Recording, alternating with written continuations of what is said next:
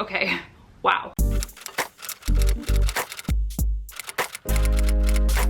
Hey guys, what's up? Welcome back to my channel. Today I am going through my Instagram DMs. I get a ton of really lengthy, in-depth, situational type questions via Instagram DM like every day. I know that a lot of these questions would be beneficial for everybody to hear and like a wider audience to hear. So I thought if you have a question like this, that's very situational, that's very detailed, send it to ajourneyeast.com/ask. There'll be a form for you to fill out there and ask your question there. And I'm gonna start compiling, I don't know, maybe monthly or quarterly Q&A videos or answering them in podcast episodes. I haven't decided yet. For now, I picked a few of the DMs that have been sitting in my inbox the longest, and I'm gonna answer them today. Hey Latasha, sorry to bother, but I've been thinking and majoring in marketing or communications to be a social media manager. Which BA do you think is better?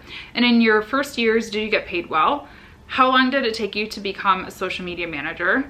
What things didn't, okay, these are a lot of questions. So let me break this up before I keep going. First thing, which BA do you think is better? So to be honest, I did do a video that talks about this pretty in depth. So I'm gonna leave that down below. Please open up the description box if you asked this question and watch that video for more details. But I personally majored in film, video, media studies, which was in the School of Communication, and also political science, which was like in the School of Political Science. I don't know. I shared a lot of classes with PR students. I think that was the closest major to mine besides like the fine arts. It was kind of a blend. So I had a lot of classes with PR, and I think that would actually be a really great option for a social media manager as PR. I do regret not taking more marketing classes. Honestly, any of those majors are fine. I would say like communication, PR, journalism, marketing, business, like those are all necessary skills. So whatever you don't major in, you're going to have to learn either way. Do you know what I mean? So there's not like a one size fits all program for a social media manager, as obviously you know, since you're thinking about,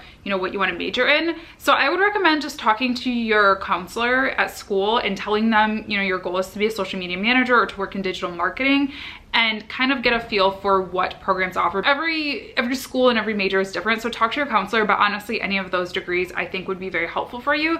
Just know that you're not gonna be done learning if you wanna be a social media manager, especially if you wanna be a freelancer and own your own business.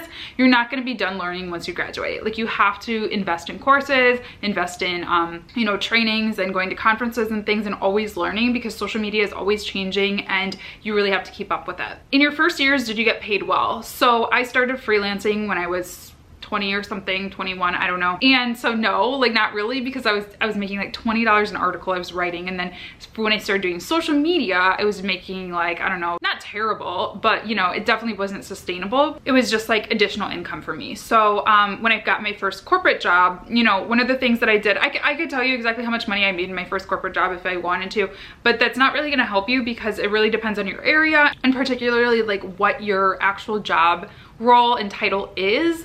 So what I recommend doing is just Googling like social media manager salary, you know, Detroit, social media manager salary, New York City, whatever, wherever you live or wherever you want to live. That's going to be a much better guide than me just telling you like, yeah, I made a good salary, or yeah, this is what it is, or whatever. Just as a whole, I know you're looking for some guidance here. You know, I do think that social media is a pretty fruitful career path. You're not going to be like a zillionaire unless you really start something really innovative, but I think that you can live a very comfortable life as a social media manager for a couple of reasons. One, just like base salaries, average salaries, and things like that for, you know, jobs. Like if you're looking to get like a real job, they tend to be like average or decent. And also you have these amazing skills that you can freelance with. You know, I've freelanced my whole career, whether I had a job, didn't have a job, freelance full-time, you know, whatever. I have always freelanced, so I was always able to make additional income, and so that's really cool. So like, long story short, yes, you can make a decent salary. You're not going to be like filthy rich unless you do something like really amazing and, you know, start a company and, you know, do something like that. What things didn't you know that you wish you knew before choosing this career path? So I did a whole video on this, so I'm not gonna be super repetitive. I'll leave that down below as well. I'll make sure to do the description box, so these are broken out by questions, so you guys can watch the supplemental materials as well. Yeah, my mom wants me to major in a career that would give me work and pay good. I'm an introverted person, but I'm basically all about creativity. I thought maybe this could be a good career path. I think it will be, for sure. So good luck to you. Thanks for asking those questions, and yeah, good luck. Okay, the next question I chose It says, "Hi Latasha, I follow you on YouTube and find your videos really insightful because I do the same work you do. However, it's really hard for me to find a client who will stay past post 6 months, sometimes even 3 to 4. This makes the freelance social media marketing job I am in feel really stressful and risky. Do you have any advice or experience with this? I know you get many DMs, but I don't really know many people who do what I do." Thanks for reaching out. Great question. So first thing that comes to mind, and obviously I didn't like probe and ask additional questions, but are you working on a contract or are you just kind of like going month by month? Because that is the best thing that you can do for yourself and for your business to protect yourself, is to start having your clients sign contracts. I can't say this enough. Like, it has been the biggest help for me, the thing that's protected my business the best. You gotta start doing contracts if you're not yet. I generate all my contracts through a tool called &co. It's just and.co, link down below, and it's free, and you can make really professional contracts, have them e-sign it and everything, and it protects you. And yeah, I don't sign any contracts that are less than 3 months unless it's like a very specific, just like a one-time kind of need or like an event that only lasts for a month or something like that. But if somebody is hiring me, they want me to be their social media manager, I am going to not sign a contract unless it's 3 months at minimum, ideally 6 months. To answer your question, I think that this is a lot of it is about education. Unfortunately or fortunately, whatever it is, we have to really educate our clients, right? And I think a lot of times when you tell a client, I want to only sign you for 6 months or 3 months or whatever, we need to work together on a long-term basis, they think that it's just a really personal thing. Like, oh, she just wants to guarantee her paycheck for the next 6 months. And yes, of course, that's true. Like, it's nice to have long-term clients so you don't have to worry about finding new clients all the time. But really, at the end of the day, what it's about and what the benefit of it is to the client is that you guys really need to have a chance to learn and evaluate results together. So 1 month of working together, the first month of me working with a new client is honestly, they're probably not going to notice a dramatic difference in their business unless I have like a large advertising budget or something like that. Like, most of the time it's me getting to learn their tone and voice, getting to know their product, getting to know their business, getting to know them, getting to know their working style, doing a lot of emails back and forth, like understanding things about each other, understanding processes, doing benchmarking, competitive analysis, all of that stuff. It's a lot of research. It's a lot of learning. It's not so much like, oh my gosh, you're going to notice like you got 10 million fans, Facebook fans. Like, that's not how it works. So it takes time. So if somebody were to judge me after 1 month of work, they'd probably be like, what has she done all day? Especially if you don't have a super hands-on client that's like, okay, what are you doing all day? Because some of my clients want to know competitive stuff and benchmarking and all that. Some of them don't care. So anyway, what I'm saying is, it does take time to actually show results. I'm sure that you know that, but I think it's a lot about educating your client about that too, right? They might not really understand it. A lot of people think that social media is just like, okay, I hire a social media manager, so like my pages should be better, right? That's not how it works. So it's about education. It's about setting those expectations at the outset and breaking things down too. Like, I do project plans for my clients too. Like, okay, month 1 is going to be like a lot of research. I'll give you some nice reports. I'll give you kind of an action plan.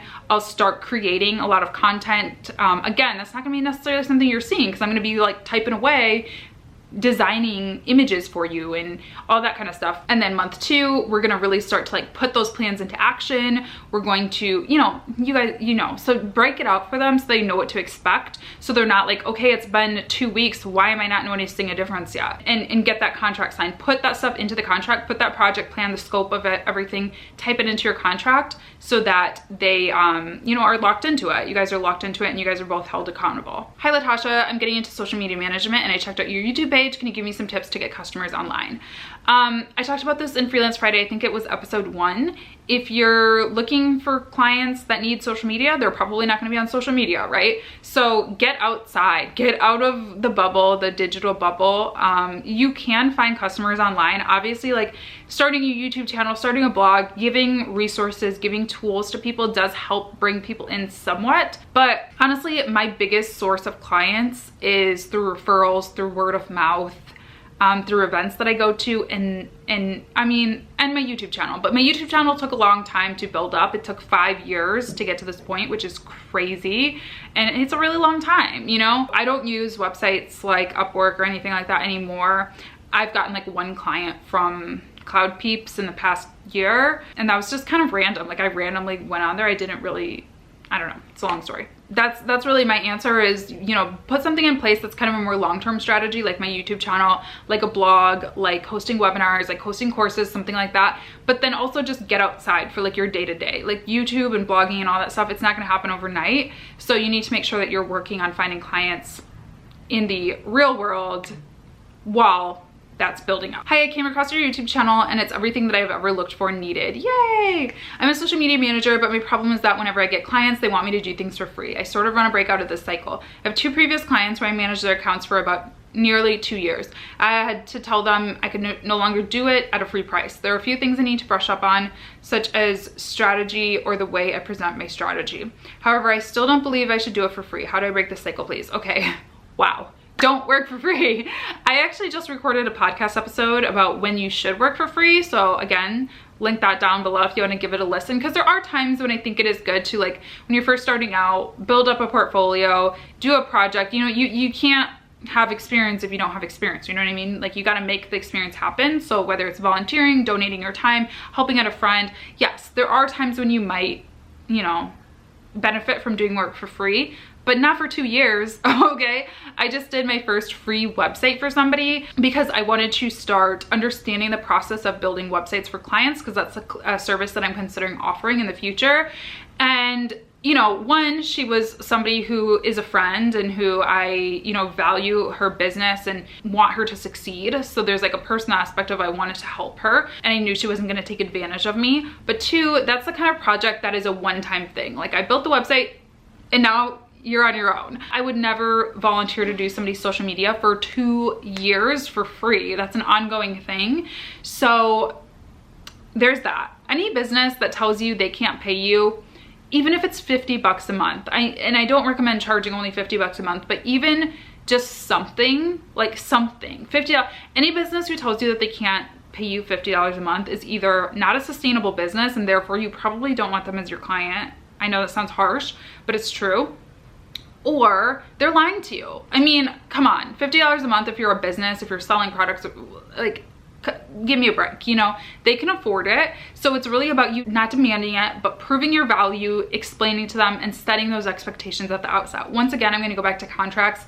Get a contract signed, even if it's for a very small amount. Something is better than nothing. If nothing else, it just like proves your worth and like gives, you know, some dignity to your position. Because I think this is part of the issue with freelancing, even with YouTube, like when we talk about sponsorships and influencer marketing and stuff like that, is if people are doing stuff for free, people, you know, businesses, clients expect it for free. And therefore it's harder for somebody who is charging a reasonable rate. They're like, oh my gosh, this person wants $600 a month for social media. That is so much. You know, this girl does it for free. And it really makes an imbalance and makes things harder for all of us. So please charge something. I guess my answer is don't start doing stuff for free unless it's a situation that's very dear to your heart, unless you're doing it for a portfolio project, unless it's for charity.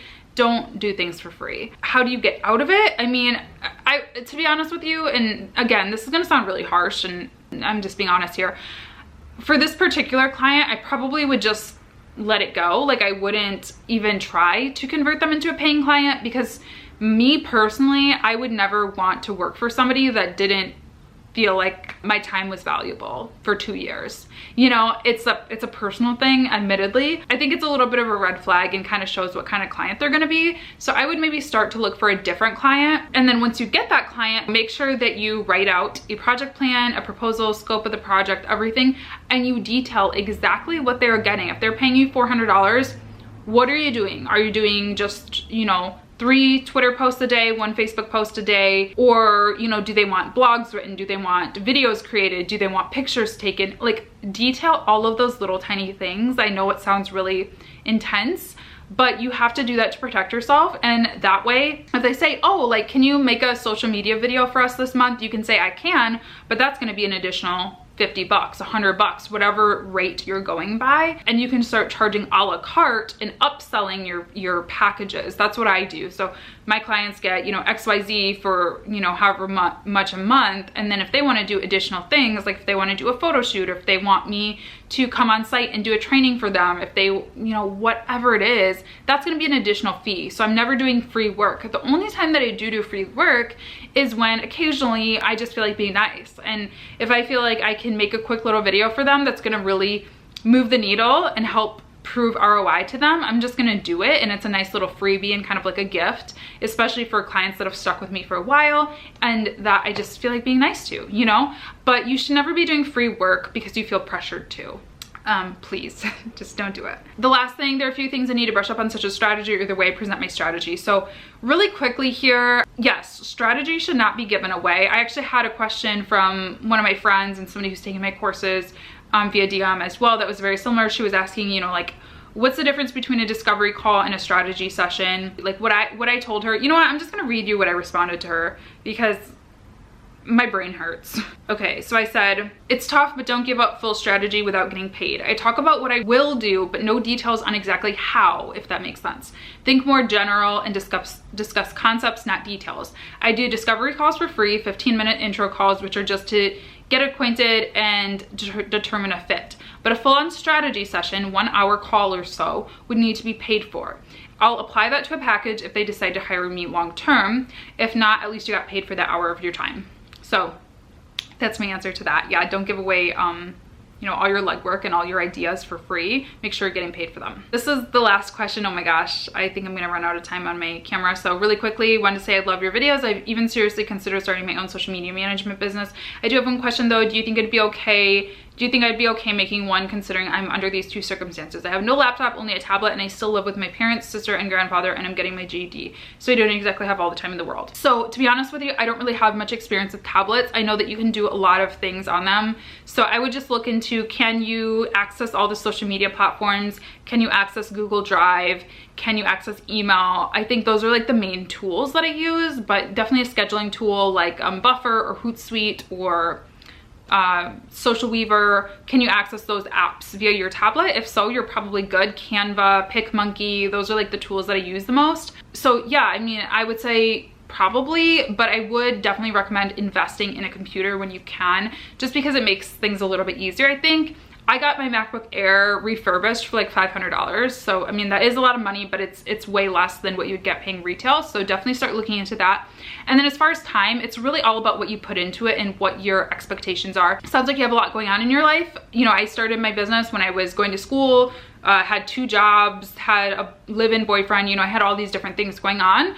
So I just started small and I had 1 client and I did just a couple projects for them a month. So definitely just start small. Don't throw yourself in getting like a million clients and having to do hours and hours and hours of work every day. Just, you know, start with something that you can do an hour a day or a few hours a week even, and kind of go from there and see how it goes. But you know, you got to start somewhere. Like there's never a perfect time. A lot of people are like, oh, I'm thinking about starting my business, but I'm really busy right now. You're always going to be busy. You know what I mean? It's this, they say the same thing about kids and like marriage and stuff. Like there's always going to be something going on. Like there's never going to be the perfect opportunity. You're never going to have like nothing to do, just sitting around like waiting to start a business. I mean, most of us are pretty busy. So yeah, just start and just start slowly, and don't bite off more than you can chew, I guess is my best advice to you. So hope you guys enjoyed this video. Yeah, go to ajourneyeast.com/ask if you have questions that you want to ask, and I will start answering these in videos and in podcast episodes moving forward. Yeah, make sure to leave me a thumbs up if you enjoyed this. Subscribe and tap on that bell so you can be notified whenever I do upload, and I will see you guys very soon in my next video.